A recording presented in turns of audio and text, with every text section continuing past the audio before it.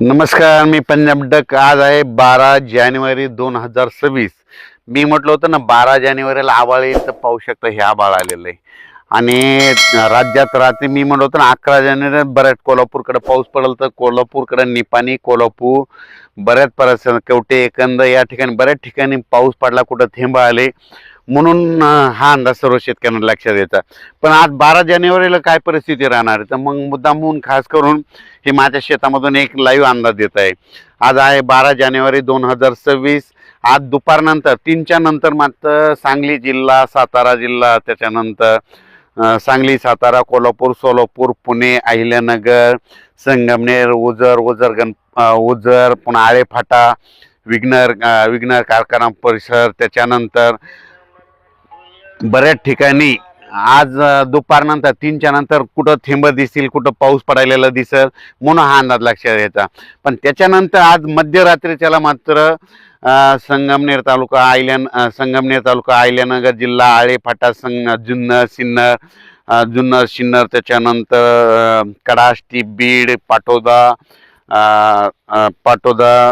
त्याच्यानंतर दोन, पुणे, सातारा, सांगली, सोलापूर, कोल्हापूर, पुणे ह्या परिसरामध्ये, बीड जिल्हा, परभणी जिल्हा, लातूर जिल्हा, मध्यरात्री मात्र 12 ते 2 मात्र बऱ्याच ठिकाणी पेंडोलता पाऊस पडलेला दिसेल, म्हणून हा अंदाज महाराष्ट्रातल्या शेतकऱ्यांचा लक्षात यायचा.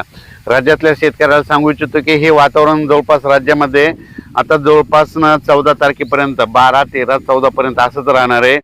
म्हणून हे काही पिकासाठी चांगलं वातावरण आहे. ज्यांच्याकडे हरभरा पीक आहे त्यांना फुल धारण्यासाठी खूप पोषक वातावरण आहे.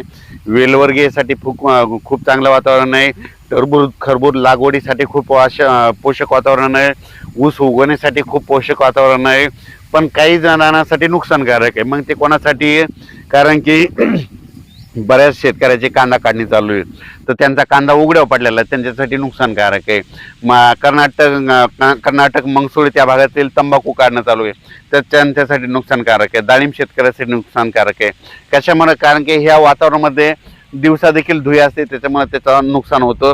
म्हणून त्यांनी बुरशीनाशकाची फवारणी करून आणि आपल्या पिकाचं नियोजन करायचं त्यांनी त्यांचं स्वतः करावे. त्याच्यानंतर राज्यात सांगायचं झालं ते हे वातावरण पूर्व विदर्भ आणि पश्चिम विदर्भ म्हणजे ते 11 जिल्ह्यामध्ये, म्हणजे वर्धा, नागपूर, भंडारा, गोंदिया, चंद्रपूर, यवतमाळ, वाशिम, हिंगोली, अकोला, अमरावती, बुलढाणा, नांदुरा, खामगाव, मेकर ह्या परिसरामध्ये आज दुपारच्याला सूर्यदर्शनच होणार नाही. खूप ढगाळ येईल, असं वाटतं पाऊस येईल का, फक्त तुरळक ठिकाणी थेंब येतील. विदर्भात काही पाऊस पडणार नाही, म्हणून तुरीचं काही तुमच्या नुकसान होणार नाही, म्हणून हा अंदाज सर्व शेतकऱ्यांनी लक्षात घ्यायचा. 14 तारखेच्या नंतर परत तुम्ही तूर काढू शकता. त्याच्यानंतर उत्तर महाराष्ट्राकडे देखील हे काय होणार आहे, 13-14च्या दरम्यान परत हे वातावरण उत्तर महाराष्ट्राकडे जाणार आहे, म्हणून उत्तर महाराष्ट्रातल्या शेतकऱ्यांनी हा अंदाज लक्षात घ्यायचा. काय झालं, हे पाऊस येण्याचं कारण काय झालं, तामिळनाडू, चेन्नई आणि बंगालच्या खाडीमध्ये एक चक्रीवादळ आहे. त्या चक्रीवादळ काय झालं, ते चक्रीवादळ तामिळनाडू, केरळमध्ये पाऊस तिकडे आज खूप पडणार आहे. त्याचा असर काय होणार आहे, आंध्र प्रदेश